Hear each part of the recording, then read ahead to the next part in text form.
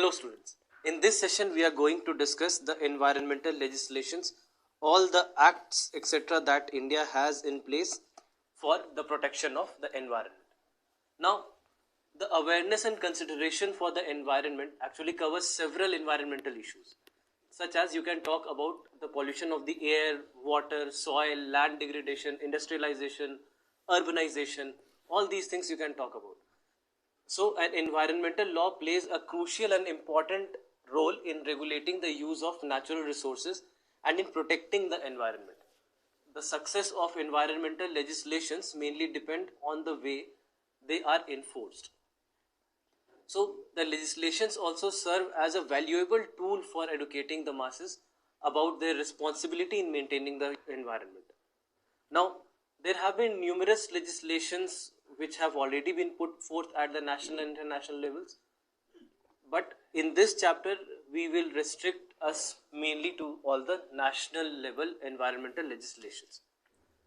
So the Indian legislations of course have been put in place in terms of different acts, and when you talk about the international legislations you can talk about the conventions and protocols that we have already seen. So what is the need for a legislation or an act?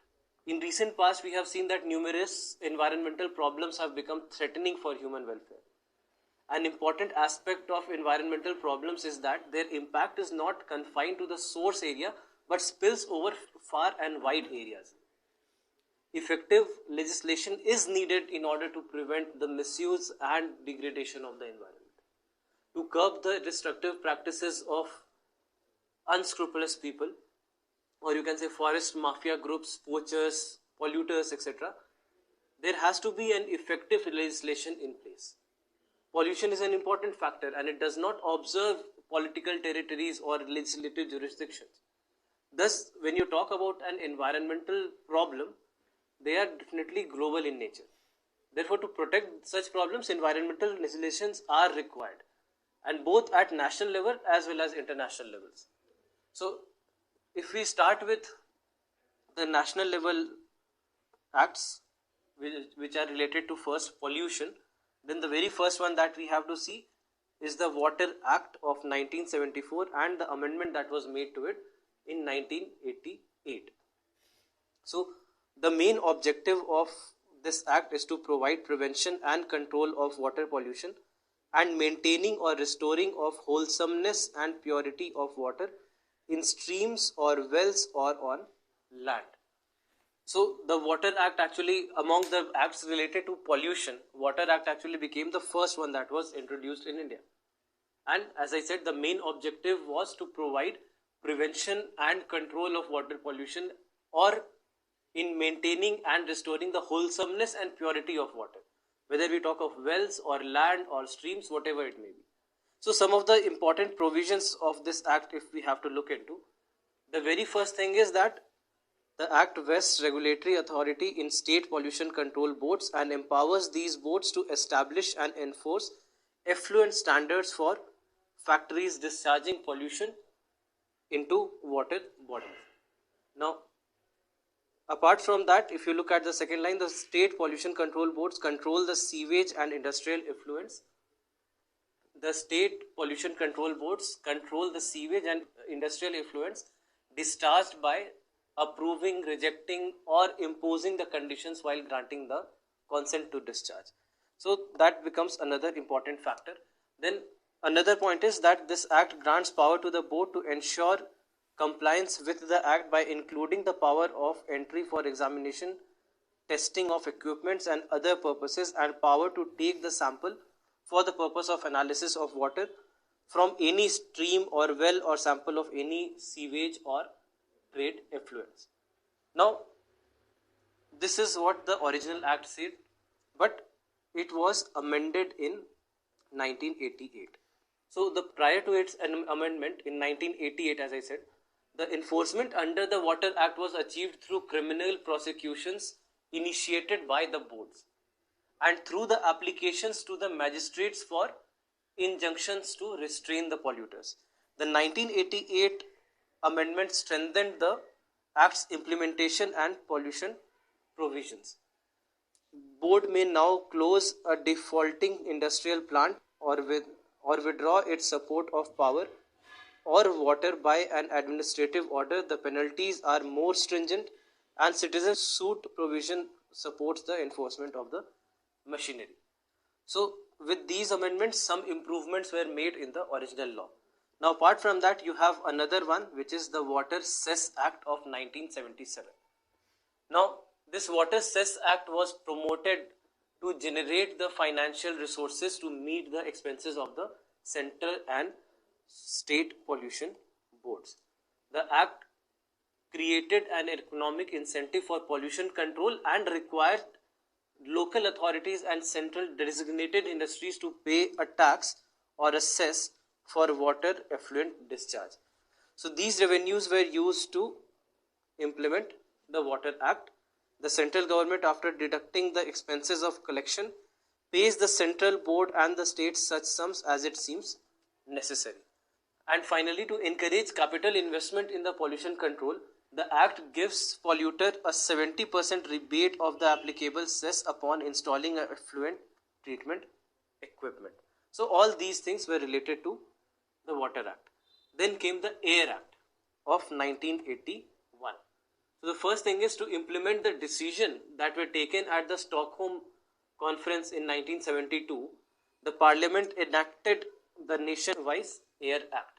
The main objective of this act are to improve the quality of air and to prevent, control and abate air pollution in the country.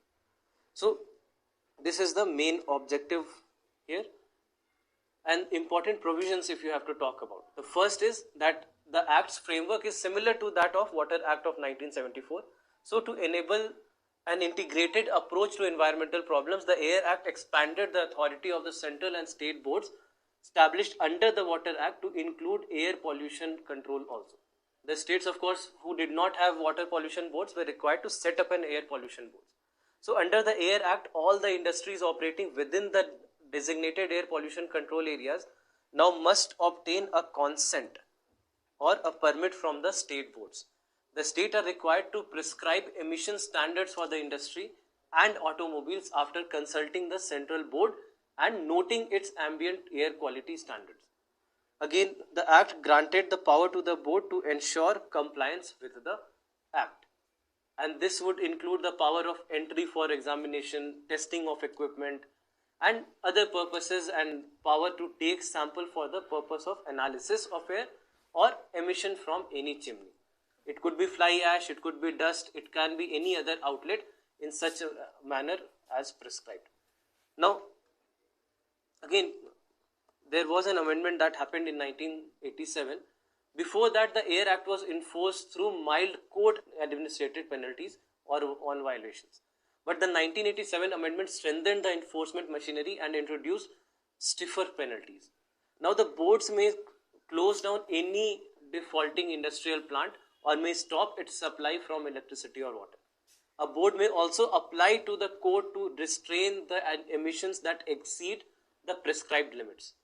And more notably, the 1987 Act amendment introduced a citizen's suit provision into the Air Act and extended the Act to include noise pollution also. Then another very important one was the Environment Protection Act of 1986. Again, the purpose of the Act is to implement the decisions of the United Nations Conference on Human Environment of 1972, that is the Stockholm Declaration, insofar as they relate to the protection and improvement of the human environment and the protection of hazards to human beings, other living creatures, plants and property. So all these become the objective of the Environment Protection Act. Now through this act, the central government gets full power for the purpose of protecting and improving the quality of environment and preventing, controlling or abating pollution.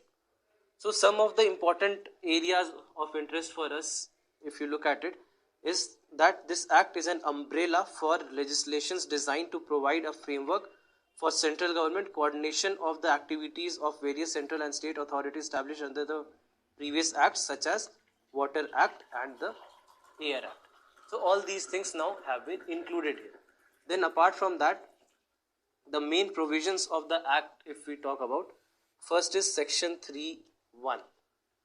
And section 3(1) of the act empowers the center to take all such measures as it deems necessary or expedient for the purpose of protection and improvement of the quality of the environment and protecting, controlling and abating environmental pollution.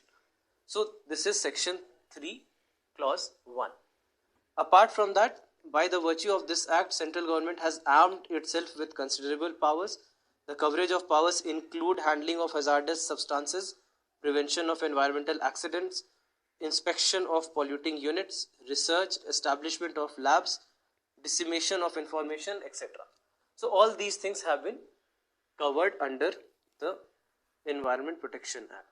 Then apart from that, it became the first environmental legislation to give the central government authority to issue direct orders, included orders to close, prohibit or regulate any industrial operation or process, or to stop or regulate the supply of electricity, water or any other service to an industry, operation and process. Apart from that, the Act explicitly prohibits the discharge of environmental pollutants in the excess of prescribed regulatory standards. There is also a specific prohibition against handling hazardous substances except those in compliance with the regulatory procedures and standards. So all these are the important areas when it comes to what exactly this law contains and what are the provisions of this law. So I would suggest that you all remember what all we have mentioned here. It will be very, very important.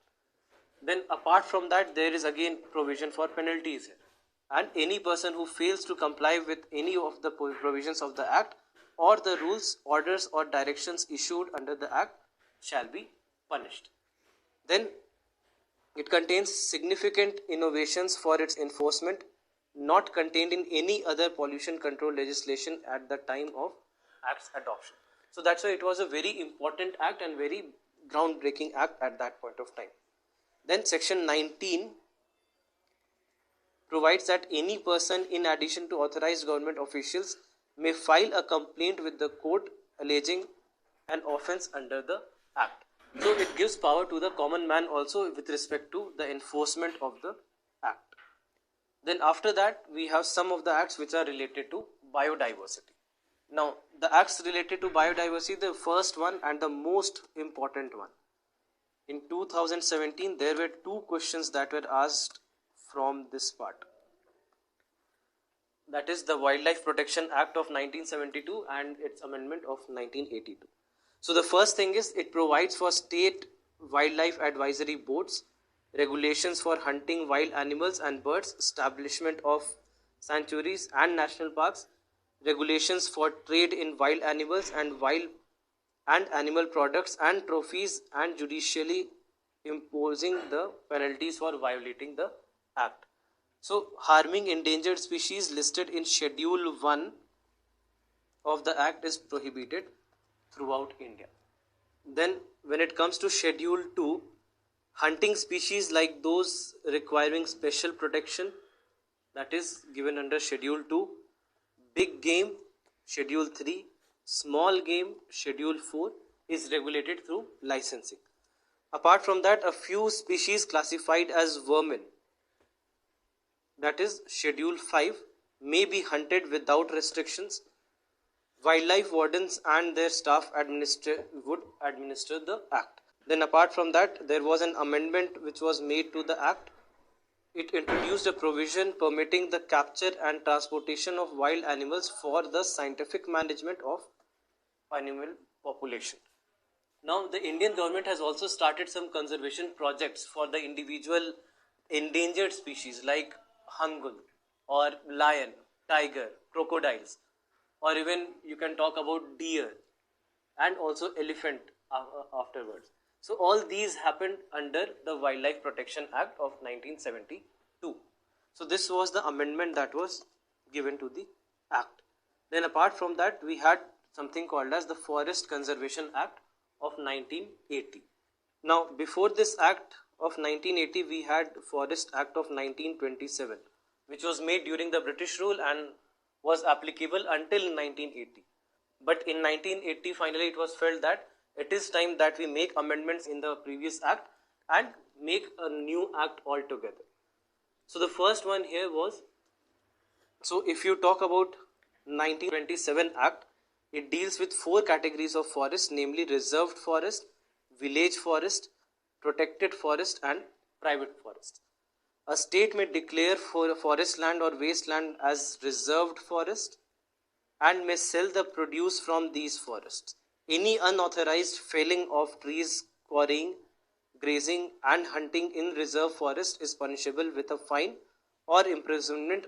Then apart from that, the state governments are empowered to designate protected forest and may prohibit the felling of trees, quarrying and removal of forest produce from these forests. Again, under the provisions of this act, a prior approval of the central government is required for diversion of forest land for non-forest purposes. The next act that we have to do is biodiversity. Biodiversity Act of 2000 aims at regulating access to biological resources so as to ensure equitable sharing of benefits arising from their use. So the salient features of the biodiversity legislation are: first, main intent of this legislation is to protect India's rich biodiversity and associated knowledge against their use by foreign individuals and organizations without sharing the benefits arising out of such use, to check biopiracy. So a very important keyword related to this act is biopiracy. Now apart from that, all foreign nationals or organizations require prior approval from NBA or National Biodiversity Authority for obtaining the biological resources and associated knowledge for any use. The Indian individuals or entities requiring approval of NBA for transferring results of this research and with respect to any biological resources to foreign nationals or organizations. Now, one more important point related to this act is that the bill seeks to check biopiracy, protect biological diversity and local growers through a 3-tier structure of central and state boards and local committees. These will regulate access to plant and animal genetic resources and share the benefits.